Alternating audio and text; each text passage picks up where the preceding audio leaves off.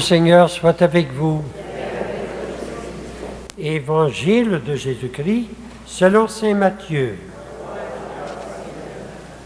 En ces jours-là, paraît Jean le Baptiste, qui proclame dans le désert de Judée: « Convertissez-vous, car le royaume des cieux est tout proche. » Jean est celui que désignait la parole prononcée par le prophète Isaïe.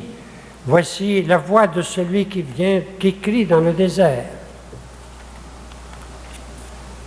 Préparez le chemin du Seigneur, rendez droit ses chemins. » Lui, Jean, portait un vêtement de poil de chameau, une ceinture de cuir autour des reins. Il avait pour nourriture des sauterelles et du miel sauvage.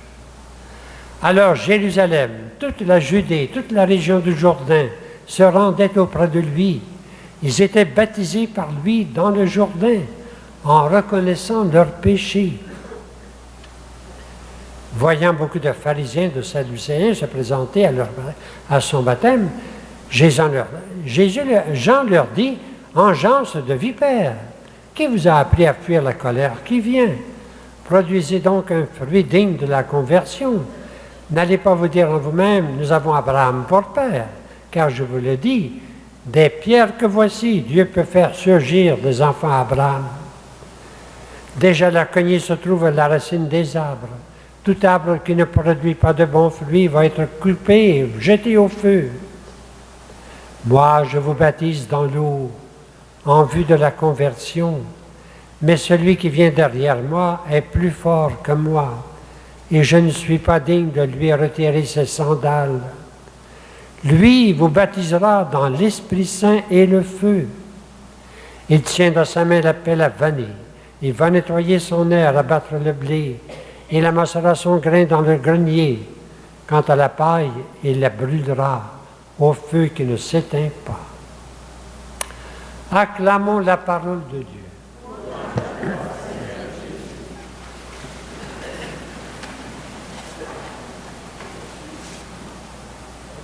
En ce deuxième dimanche de l'Avent, nous avons allumé un deuxième cierge avec un mot nouveau. C'est marqué « accueil », le mot « accueil », sur lequel nous sommes invités à réfléchir dans ce deuxième dimanche.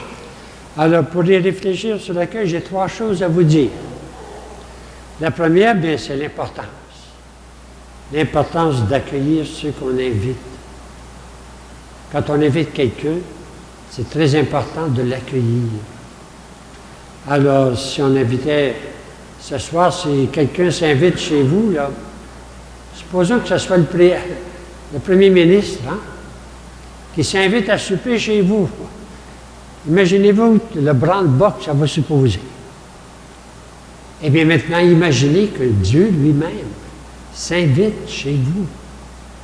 Ah, c'est très important de l'accueillir.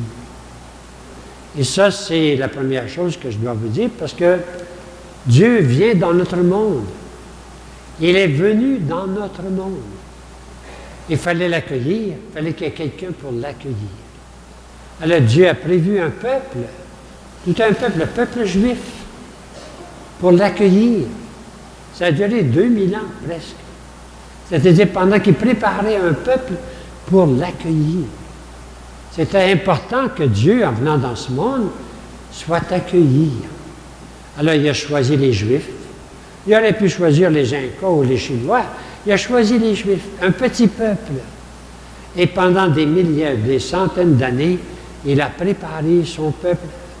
Alors par les expériences du désert, l'expérience de la libération, on pourrait dire l'expérience de l'exil, toutes sortes d'expériences. Et surtout, il lui a envoyé des prophètes.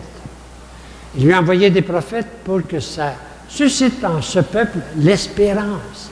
On vient de lire des textes d'Isaïe et tous les textes des prophètes. C'était pour soulever dans ce peuple juif l'espérance d'un salut, l'espérance du Messie qui devait venir. Les prophètes étaient là pour éveiller cette espérance. Et c'est ce que nous fêtons pendant le temps de l'Avent. 2000 ans d'espérance. 2000 ans, on pourrait dire, de préparation. Nous le célébrons pendant ce temps de l'Avent. C'est la première chose qu'il faut savoir. Il fallait accueillir Dieu.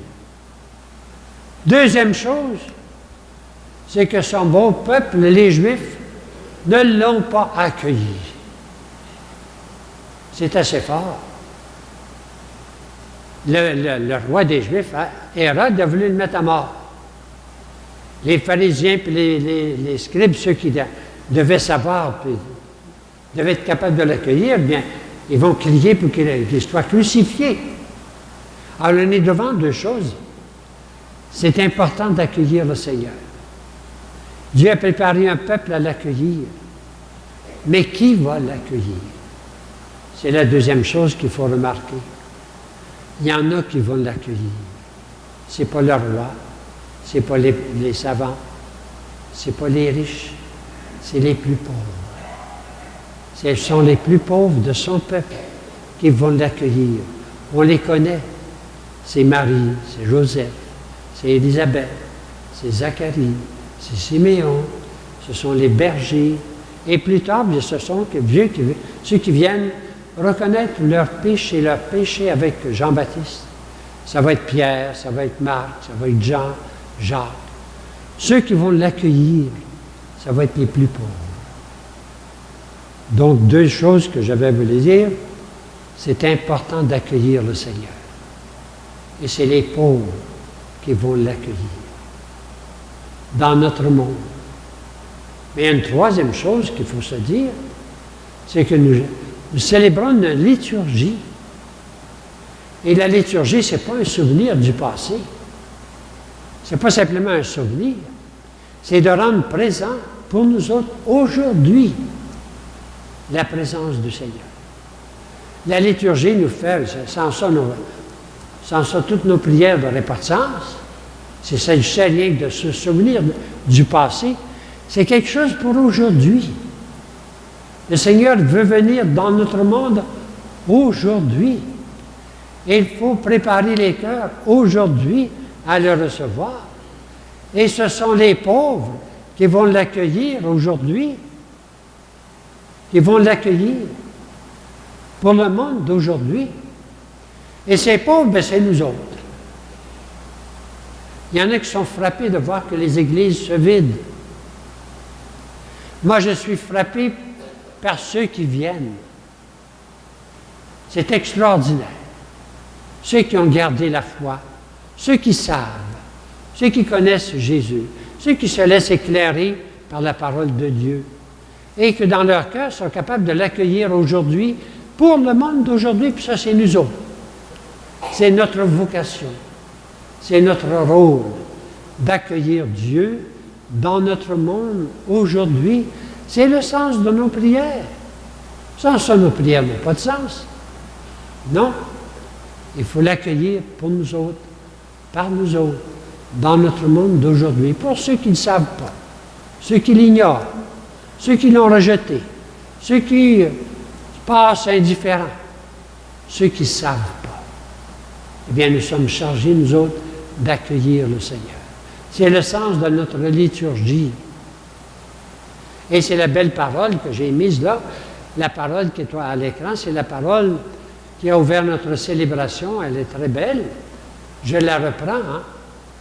C'est « Éveille en nous cette intelligence du cœur qui nous prépare à l'accueillir. » L'intelligence du cœur. Je trouve ça très beau. C'est la foi. C'est par le cœur qu'on va l'accueillir, mais un cœur intelligent, un cœur éclairé par la parole de Dieu, un cœur plein d'espérance pour aujourd'hui malgré tout. Et c'est notre prière ce matin de dire au Seigneur, oui, viens dans notre cœur. Alors, éveille en nous cette intelligence du cœur qui nous prépare à l'accueillir pour notre monde d'aujourd'hui, pour ceux qui ne savent pas, pour ceux qui l'ignorent, ceux qui l'ont oublié, ceux qui l'ont rejeté. Eh bien, nous autres, nous sommes chargés de l'accueillir. C'est le sens de notre célébration, le sens de notre foi que nous allons renouveler ensemble. Levons-nous et c'est la foi que nous proclamons.